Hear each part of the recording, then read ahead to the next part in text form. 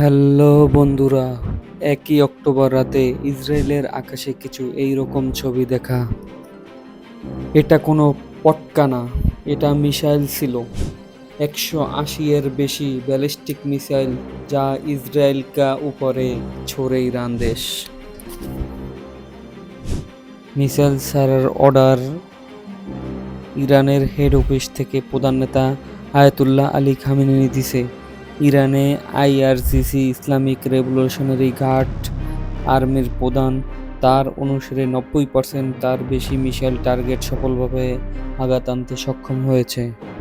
কিন্তু ইসরায়েল বলছে বেশিরভাগ মিসাইলে আঘাত আনছে ইসরায়েলের আকাশ প্রতিরক্ষা ব্যবস্থার উপর। মিসাইলের জন্য যে ক্ষতি হয়েছে তার ছবি কিছু সামনে আসছে। ইরানের মিসাইলের জন্য ইসরায়েলের প্রচুর ক্ষয়ক্ষতি হয়েছে। ইসরায়েলের প্রধানমন্ত্রী নেতানিয়াহু বলেন যে এর উচিত জবাব দেবে।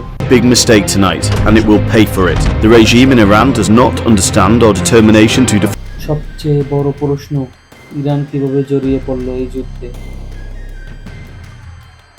আগের বছর হামাসে হামলায় শুরু হয় এই যুদ্ধ।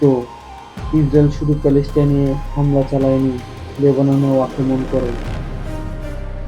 Brink of World War III. World War III has already started. The World War is already upon. এপ্রিলে কি কারণে ইরান এই হামলা চালায়? ইরান বলে 2 সপ্তাহ আগে 1 এপ্রিলে ইসরায়েল এয়ার স্ট্রাইক সিরিয়া দেশের রাজধানীর উপরে ফালায়, যাতে ইরানের কিছু নেতা ও আর্মির মৃত্যু হয়। ইরানের কথা হলো কোনো দেশের আর্মি মারা গেলে কোনো দেশই খুশি হবে না। আর এখানে তো এম্বাসির উপরে বোমা ফেলানো হয়েছে। ইসরায়েল বলে ওটা এম্বাসি না, এক মিলিটারি বিল্ডিং, আর যে অফিসার মারা গেছে তারা হিজবুল্লাহর সাথে যুক্ত ছিল।